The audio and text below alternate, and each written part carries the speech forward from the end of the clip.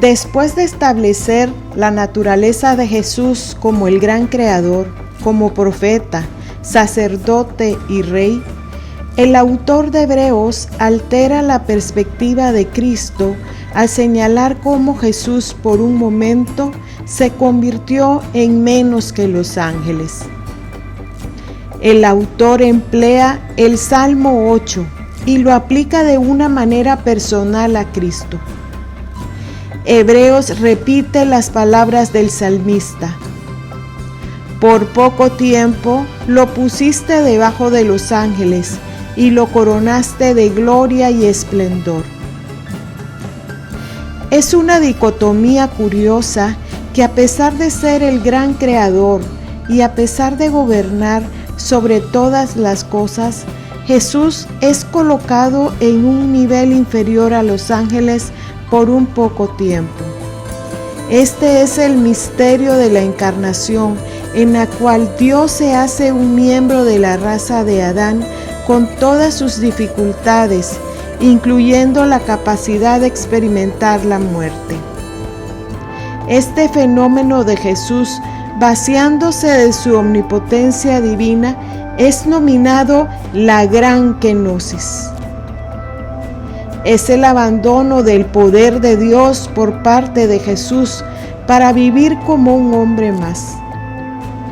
Pablo lo expresa dramáticamente en su carta a los Filipenses al decir: el que era de condición divina no consideró esta igualdad con Dios como algo que debía guardar celosamente. Al contrario, se anonadó a sí mismo, tomando la condición de esclavo y haciéndose semejante a los hombres, y presentándose con aspecto humano. Sin embargo, esto no significa que la persona de Jesús deja de ser divina, sino que contiene ambas naturalezas, y por lo tal profesamos que Él es verdadero Dios y verdadero hombre. El Catecismo de la Iglesia Católica dice: la Iglesia confiesa así que Jesús es inseparablemente verdadero Dios y verdadero hombre. Sin dejar de ser lo que era, ha asumido lo que no era. Esta es la unión hipostática en la cual Dios es a la vez humano.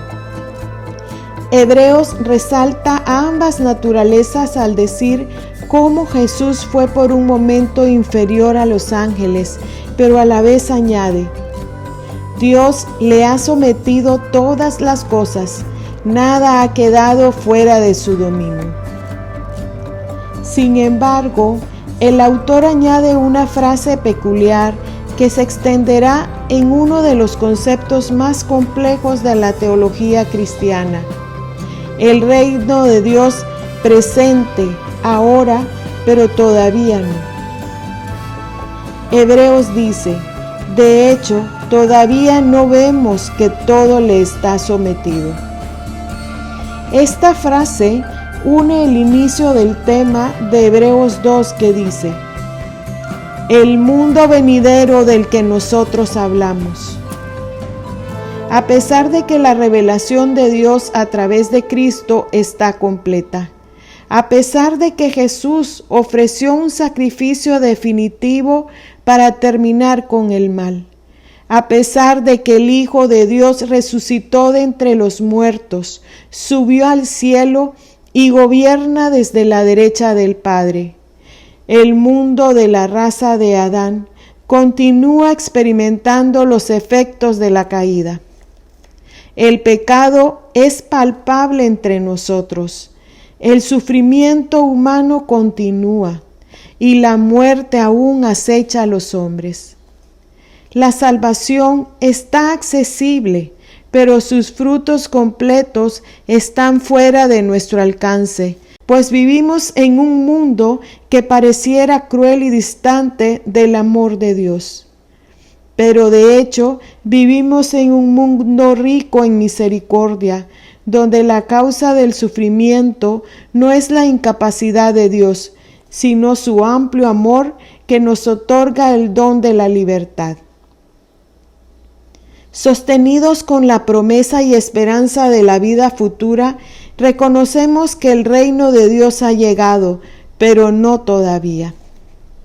El Catecismo de la Iglesia Católica describe este fenómeno claramente al citar: Cristo, el Señor, reina ya por la Iglesia, pero todavía no le están sometidas todas las cosas de este mundo. El triunfo del reino de Cristo no tendrá lugar sin un último asalto de las fuerzas del mal. Mientras vivamos en un mundo material, el mal ejercerá su influencia, pues aún somos libres de elegir entre servir a Dios o servir a la oscuridad. Esto explica la causa del sufrimiento terrenal, donde no es la ausencia de Dios la que es responsable del dolor humano, sino la elección libre de los hombres la que atrae el mal y sus consecuencias. Hebreos desarrollará más ampliamente este concepto en el capítulo 12, cuando habla de cómo Dios corrige a los hombres como un buen padre. De todos los efectos del mal, el peor es la consecuencia definitiva, la muerte. Pero precisamente es este mal definitivo el que Jesús vino a terminar, y lo logra con su sacrificio y su gloriosa resurrección. Jesús logra vencer a la muerte, no huyendo de ella, sino abrazándola y participando en plenitud de la condición humana. Hebreos dice: a Jesús ahora lo vemos coronado de gloria y esplendor, a causa de la muerte que padeció. Es a consecuencia de su muerte que Él está ahora glorificado, pues también experimentó su resurrección. Por lo tal, así como el Hijo de Dios tomó en totalidad la condición humana hasta compartir del atributo singular más penoso, la muerte, Él también nos comparte del atributo superlativo de la raza humana, la vida eterna por medio de la resurrección. Así como Jesús murió y luego resucitó al compartir de su naturaleza con nosotros, también nosotros compartiremos de su resurrección, y como Él viviremos para siempre. Este será el mundo nuevo, donde finalmente estará completo el reino de Dios dentro del mundo de los hombres. La muerte de Cristo es por lo tal la bendición suprema sobre nosotros, pues por esta muerte Él es el primer humano en también resucitar a la vida eterna. Hebreos dice: por la gracia de Dios, Él experimentó la muerte en favor de todos. Esta es nuestra esperanza y nuestra fe, que así como un carpintero de Galilea nació, creció, vivió, murió y luego resucitó hace 2 milenios, nosotros también cruzamos este mundo terrenal con la ilusión de resucitar igual que Él. La naturaleza humana admira y se recoge cuando uno de sus miembros logra completar una obra extraordinaria por primera vez entre todos los humanos. De aquí viene nuestra fascinación con los deportes y los récords que son quebrados en cada Olimpiada. Es admirable aún hoy en día revivir las imágenes del primer hombre que pisó la superficie de la luna y gozamos escuchando las palabras de Neil Armstrong aquella noche de verano en julio 20, 1969, donde dice desde la luna: esa es una pequeña huella para un hombre, pero un enorme salto para la humanidad. Nuestros corazones deben agitarse miles de veces más al escuchar las palabras de los ángeles preservadas por los evangelistas que anuncian al primer humano que ha cruzado no el espacio entre un astro y otro, sino que ha cruzado la barrera entre la vida y la muerte. Jesús el crucificado no está aquí, porque ha resucitado.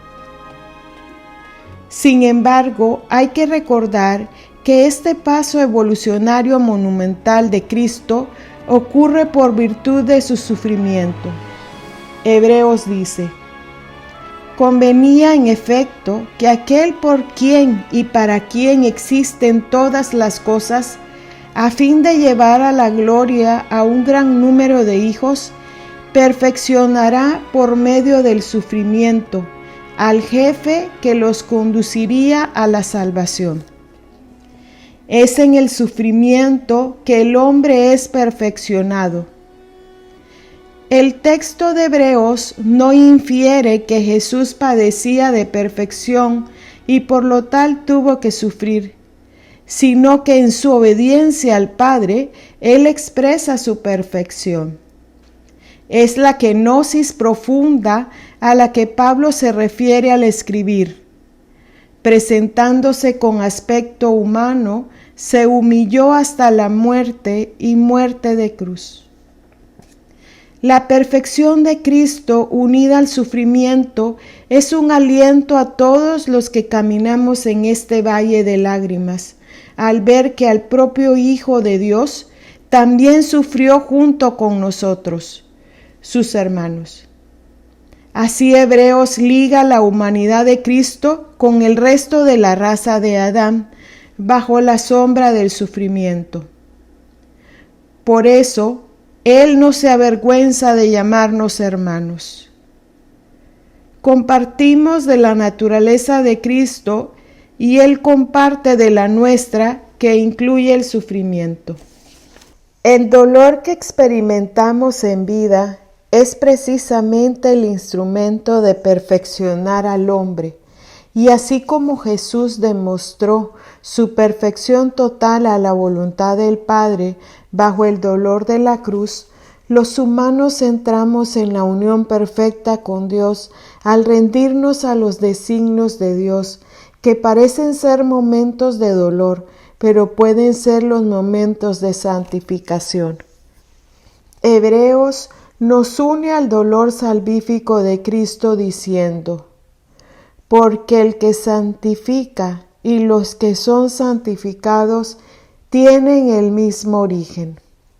Algo curioso de Hebreos es el uso del término presente para referirse a nuestro encuentro con Jesús. Hebreos dice: a Jesús ahora lo vemos coronado de gloria y esplendor. El lenguaje es directo y claro. El autor no está usando un verbo futuro indicativo de una promesa de ver a Cristo glorificado en la siguiente vida. Hebreos resalta que es ahora, en esta vida, en estos momentos que vemos a Jesús. Este encuentro lo detalla como un momento específico en nuestras vidas. El encuentro con Cristo se presenta de una manera real y total en la liturgia. Hebreos dice: yo anunciaré tu nombre a mis hermanos, te alabaré en medio de la asamblea. La asamblea es la reunión de cristianos ofreciendo culto a Dios. Es la Santa Misa. El idioma griego original claramente despliega esta creencia al usar la palabra eclesia para asamblea. La eclesia es la iglesia reunida en oración, es la Eucaristía. En otras palabras, el autor de Hebreos expresa que vemos a Jesús en gloria y esplendor, y lo proclamamos durante la reunión de cristianos en adoración, durante la misa. Aquí empieza uno de los temas principales de la obra, la importancia de participar en asamblea cristiana, o sea, la misa. Aunque encontramos a Cristo en diversas formas en cada momento, en el recojo de la oración, en las palabras de canon bíblico, en las melodías de los himnos sacros y en el calor del prójimo, es durante la Eucaristía que encontramos a Cristo en plenitud verdadera. Aquí está presente Él con su cuerpo, que es la Iglesia. Aquí está presente Él en su palabra que escuchamos. Aquí está presente Él en forma real y concreta en el pan y vino eucarístico. La referencia de ver a Jesús coronado de gloria y esplendor dentro del contexto litúrgico hace referencia a las propias palabras de Cristo, quien en los días inmediatos antes de su pasión advirtió: les aseguro que ya no me verán más hasta que digan: bendito el que viene en el nombre del Señor. Por lo tal, durante la celebración eucarística, la Iglesia desde tiempos remotos ha empleado la respuesta colectiva de la congregación que precisamente antes del momento de la consagración, justo antes de volver a ver a Cristo bajo las especies de pan y vino sobre el altar, repetimos la frase: bendito el que viene en nombre del Señor, y nos arrodillamos, pues Cristo está a punto de entrar de nuevo en nuestras asambleas y las palabras de Hebreos se cumplen una vez más cuando vemos a Jesús coronado de gloria y esplendor en medio de la asamblea. Esta es la grandeza de la misa, por la cual el autor de Hebreos desesperadamente advertirá más adelante: no desertemos de nuestras asambleas como suelen hacerlo algunos. Para aquellos que dicen honrar a Dios en la privacidad de sus hogares, orando en privado en vez de participar en la asamblea cristiana, donde la presencia colectiva del cuerpo de Cristo se manifiesta colectivamente, Hebreos es una advertencia severa. El cristiano no puede vivir su fe en aislamiento. El cristianismo es una religión de asamblea, pues es una religión familiar, y la cabeza de esta familia es Cristo, quien se presenta verdaderamente sobre nuestros altares durante la Santa Misa. Esta es la misa de todos los tiempos, que ha sido preservada desde la primera generación de creyentes, quienes se reunían a la fracción del pan, o sea, la Eucaristía. Esta es la misa que rompe las barreras del tiempo y del espacio y nos coloca junto a los pies de la cruz en cada celebración. Tan íntimamente ligada está la misa con la cruz que el autor de Hebreos hace resaltar dicha unión al ligar la asamblea de los cristianos con la pasión de Cristo. Sutilmente, el autor ha seleccionado una cita del Salmo 22. Anunciaré tu nombre a mis hermanos, te alabaré en medio de la asamblea. El Salmo 22 es el salmo que constituye una de las 7 palabras finales de Jesús en la cruz, cuando cita su línea inicial al decir: Elí, Elí, lema sabactani. Dios mío, ¿por qué me has abandonado? Este es el salmo profético que describió en detalles casi anatómicos la crucifixión de Jesús aproximadamente 10 siglos antes que ocurriera. El Salmo dice también: taladran mis manos y mis pies, se reparten entre sí mi ropa y sortean mi túnica. Pero el Salmo no concluye con la muerte del individuo al que se refiere. El Salmo advierte que este personaje será elevado de nuevo y será alabado por todos los pueblos de la tierra. Es el Salmo mesiánico que anuncia a Cristo como el sacrificio redentor que traerá la vida eterna. Este es el Salmo que cita a Hebreos en el contexto de la asamblea cristiana para indicar cómo el estar en misa es participar de la pasión de Cristo a la vez. El Catecismo de la Iglesia Católica dice: la Eucaristía es, pues, un sacrificio porque hace presente el sacrificio de la cruz, porque es su memorial y aplica su fruto.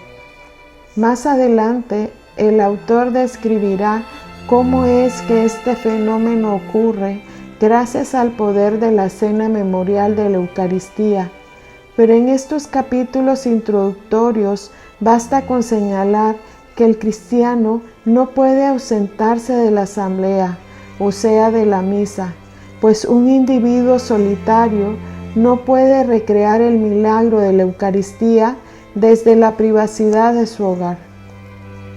La cita del Salmo 22, con referencia a proclamar el nombre del Señor junto con los hermanos, es otra señal de la importancia de la asamblea cristiana, o sea, la misa. Esta nos permite participar también de la resurrección de Cristo. En el versículo anterior, el autor marca cómo Cristo resucitado no se avergüenza de llamarlos hermanos. El uso de hermanos en referencia al llamado de Jesús y nuestra proclamación de Él nos une a las palabras de Cristo resucitado, preservadas en los evangelios que dicen: no teman, avisen a mis hermanos que vayan a Galilea y allí me verán. Ahora el autor de Hebreos presta el mismo lenguaje de hermandad y ver a Jesús para resaltar cómo es que en la asamblea es que encontramos a Cristo resucitado. El mensaje es potente. Así como los apóstoles encontraron a Cristo resucitado al ir a Galilea, nosotros lo encontramos al ir a la asamblea, o sea, a la misa. Puesto que lo que consumimos no es el cuerpo torturado de un carpintero que murió hace 2 milenios. Lo que consumimos en la asamblea es el cuerpo glorificado de Cristo vivo y resucitado. Es el mismo cuerpo que podía cruzar las puertas cerradas del cenáculo.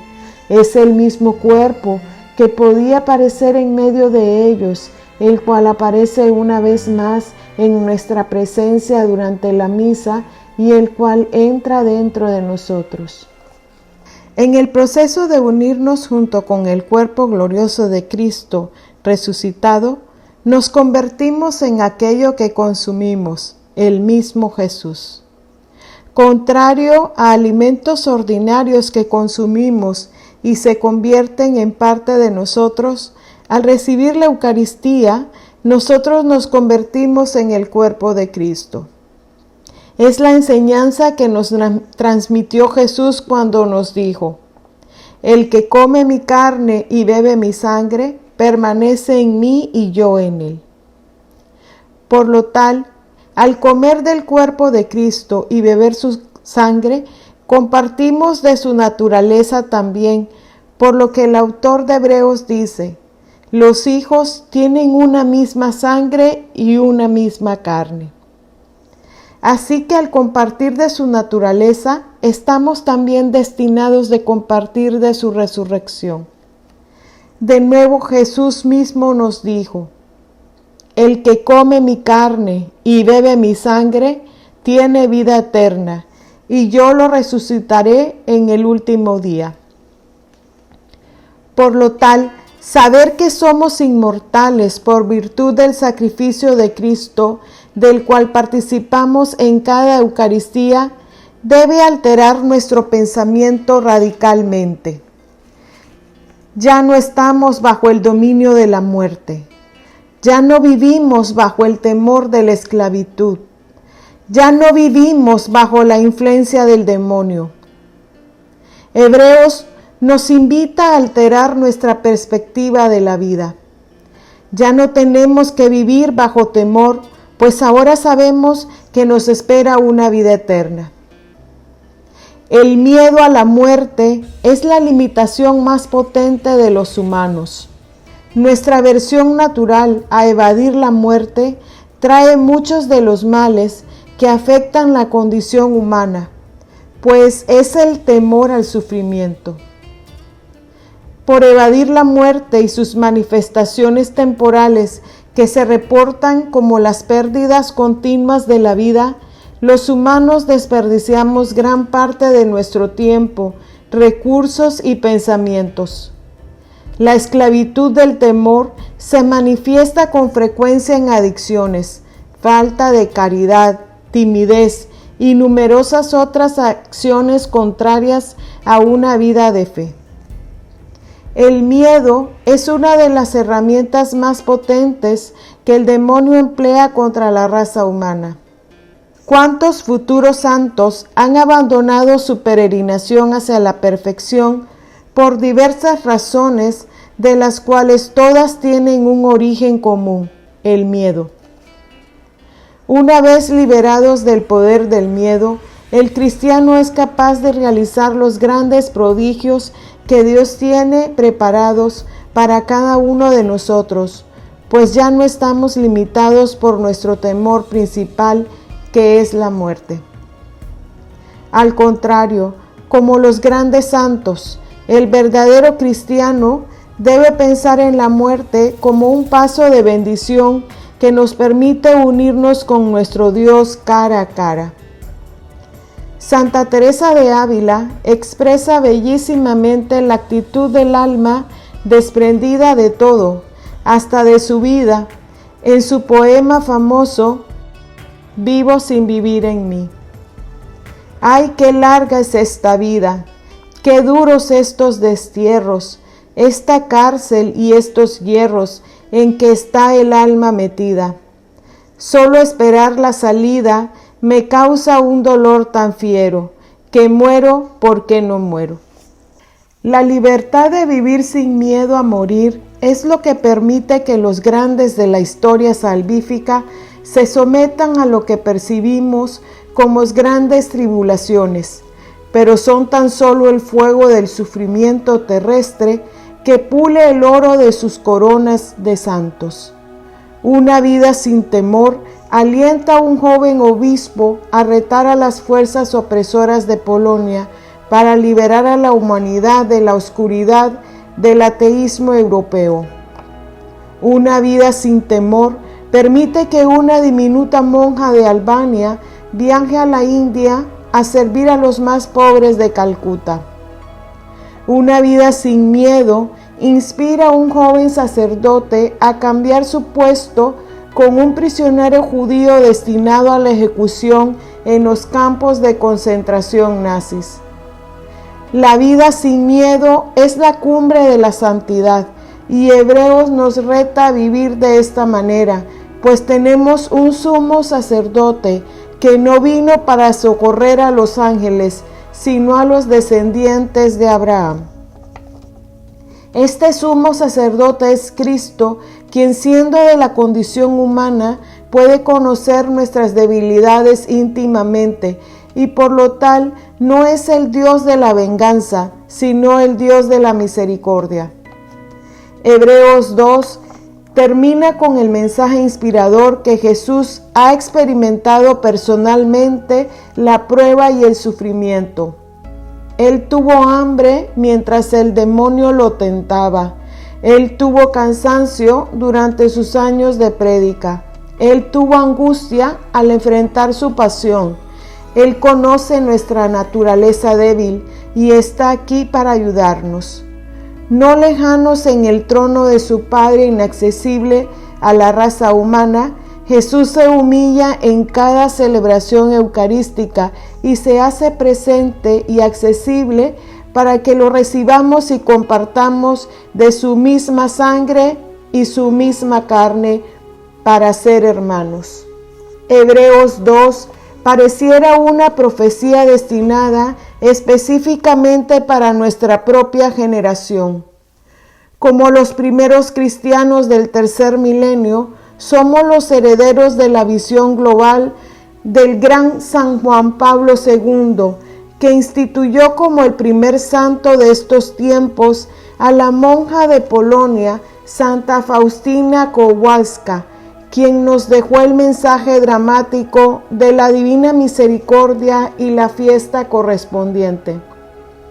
La imagen de esta pareciera sintetizar las palabras de Hebreos 2, pues este ícono despliega a Cristo vestido con la túnica sacerdotal hebrea e invitándonos a aceptar su firma que es Jesús, en ti confío. Hebreos 2 describe a Jesús como el definitivo sumo sacerdote, misericordioso y fiel en servicio de Dios, a fin de expiar los pecados del pueblo. Y lo alaba bajo la cita del libro 2 de Samuel: en él pondré mi confianza. Estos son los tiempos de misericordia, y la carta de los Hebreos nos invita a confiar en él para no vivir con temor y así realizar nuestras potencias como fieles hijos de Dios. Este libro antiguo es un llamado a la santidad y debemos escuchar la voz del Espíritu Santo que nos llama hoy a través de este autor desconocido con un mensaje de ánimo que es palabra viva y eficaz.